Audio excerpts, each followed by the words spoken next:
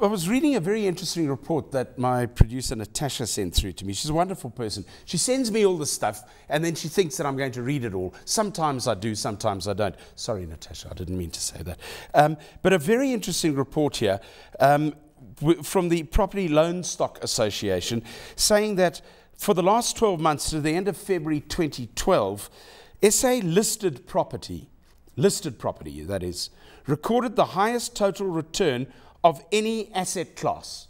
Take a guess what the listed property returns were. 21.75%. That, in these times, is absolutely massive. So what we did is we grabbed hold of Leon Allison, who is the listed property analyst at Macquarie First South. Leon, good evening. Nice to have you in the studio. Hi, Jamie. Why is this sector flying through the roof? I mean, 21.75% is phenomenal. Especially in these times, it is a really good return. Yeah. Look, I think with all these uncertain markets, a lot of volatility, a lot of nervousness, the listed property sector, with there's more certainty. You get an 8-9% income yield with dividends that you receive if you invest in the shares. And then you have predictable earnings growth. You know, it's supported, underpinned by contractual rental leases. That every year there's 8-9% increases in those rents, and it just makes it more predictable. And I think that's one of the reasons why investors have gone for SA property. But yeah, I suppose the thing is that when I say we, I'm talking about normal people like me, not abnormal people like you, but normal people like me. Read stories in publications about releases from banks, and it's really got to do with residential property. But the listed, I mean, what is the weighting in listed property? Okay. Is it mainly commercial? Yeah, it's in South Africa. Listed property represents mostly commercial property, being retail property, big shopping centres, offices, and then industrial. Retail is probably the biggest. It's 50%, 55% of the sector. Office about 30%, and industrial about 15%. Industrial warehouses. So that's what you're buying into. It's not residential property, houses that we all know. Are these guys honestly getting a sort of 8 to 9% increase in leases? Yes, it's a surprising, especially when inflation is lower than that. Yeah. But you know, the last 8, 9, 10 years since I've been covering the sector, it's averaged between 8 and 9% per year. And there are various reasons for that. It's not linked to CPI or inflation directly, but it's remained at that kind of level. And that helps with the predictability of the income stream earnings of these companies. Okay, let's look at this particular sector, the listed property sector. What are the companies in there, and who are the movers and shakers? Well, let's start with the largest companies. This is Growth Point. Okay. It's one of the top 40 companies on the JSE. Market cap over 30 billion rands. Second largest is Redefine. Third largest is Capital. These funds are diversified funds, especially Growth Point. They own both retail, office, and industrial.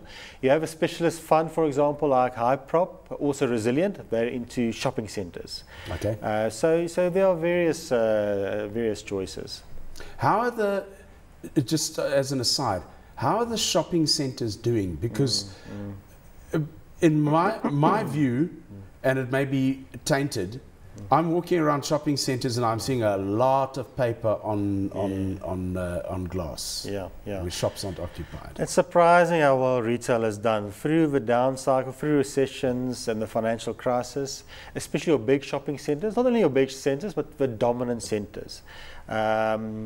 Even some of your convenient neighbourhood centres that are well positioned, that have a loyal customer base, have done surprisingly well. But it's mostly your dominant regional shopping centres, as through the cycle in the long term, have performed the best, and they've been very defensive.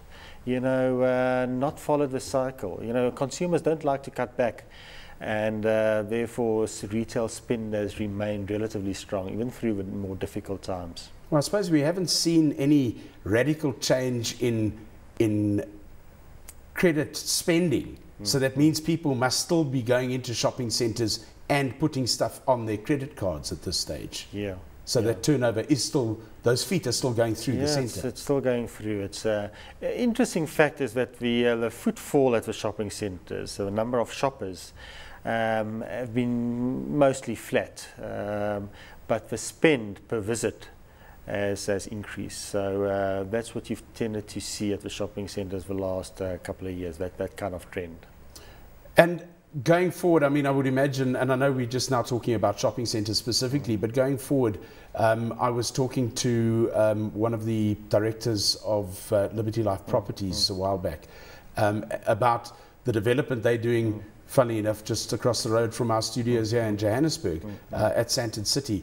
And they are pumping a huge amount of money into there in 3 different phases of development. So they must be seeing some sort of value down the road. Otherwise, they wouldn't be putting that money in. Yeah. Well, you know, Sandton City is a great centre. There's a captive market, a financial centre in South Africa, and I think they haven't spent that much in recent years. So this is a major upgrade and redevelopment, which was necessary. And now they're also attracting some foreign retailers, which is improving the offering to consumers, making it more exciting and attracting more shoppers to the centre. Of the sectors, you said that in the listed property sector, you're looking at retail, you're looking at industrial and office space. What is the best one to be in, or is it better to have a combination of all 3? I would say generally through the cycle, it's good to have exposure to all 3 because it just diversifies your risk. But long term, dominant big shopping centres, retail, has been the most offensive, the least cyclical. Offices and industrial have tended to be more cyclical. At the moment, offices is taking the most strain. Vacancies are the highest. Nationally, it's over 10%. So rentals are under pressure. Industrial is actually doing quite well right now. So I would say short term, industrial and retail. Maybe in a year or two's time, office, there could be opportunities there as that starts recovering. As an investor, little me sitting here,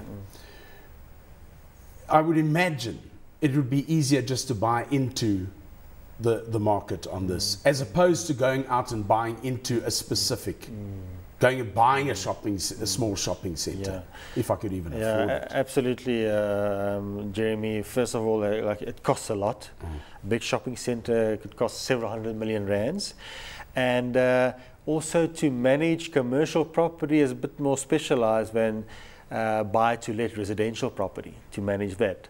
So I would tend to recommend going the indirect route, the listed route, and investing in one or a few funds or companies, and they own properties throughout the country, many properties. They diversify, they have the resources to manage those properties as well. If you have difficult tenants, you know, they have the resources to deal with that, and it's a lot easier for you as an investor rather compared to managing it directly yourself. Having said that though, at the end of last month, I went to one of the high street auctions, and they had a whole load of properties up for auction, commercial properties and petrol stations. And they were fetching really, really good prices. So there are people who are going in and directly investing in commercial property themselves. No, I'm sure they are. But you tend to find those are, you know, long-standing businessmen, entrepreneurs that have built up wealth, significant wealth already. They like to do their own thing.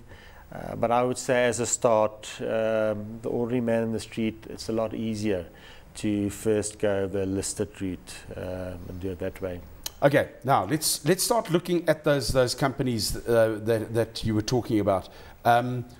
Growth Point Properties, distribution growth of in the last sort of 6 weeks or so, they've announced results of 6.1%. That's a huge growth in these times.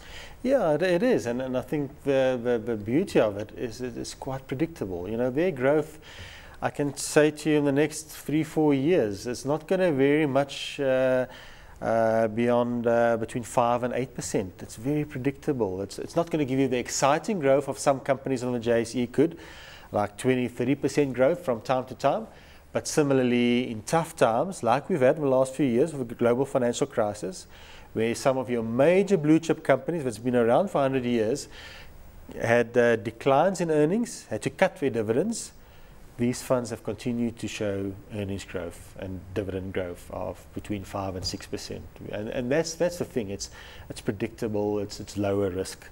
Like you say, 6% growth in these challenging times is a pretty good result. But now I've got to put the question to you again. Why are they so doggedly stable? Where does that stability come from? Well, that stability comes from about 80% on average of their top line income grows contractually by about 8% per year. It's a legal contract, the lease between the tenant and the landlord, and the only reason for the tenant not to pay that is if the tenant goes bankrupt, goes bust. So even if a tenant is facing difficult times and the tenant's turnover is down, they still have to pay 8% higher rent next year. And I suppose those leases that are put in place are fairly long-term leases. Yeah, they are on average 3-4 years, and that's how we get to the 80%. All right, and about 15-20% of leases every year expire, and then on the new leases, the new rents will move up or down to whatever the market rent is. So there's a bit of exposure, uncertainty. But on the other 80% that continues, that's 3, 4, 5-year leases, even longer, they grow by, on average, 8% per year. And that's the stability. That's where you get the predictability. What I want to get back to in a moment, because we need to go to an ad break now, but what I want to get back to is the whole thing about the anchor tenant and how that can affect the property. And I know we're talking about one property here, but really it's all the properties that make up this portfolio. We're talking about the SA listed property sector this evening, and we'll be back in just a moment to continue the conversation. Don't go anywhere.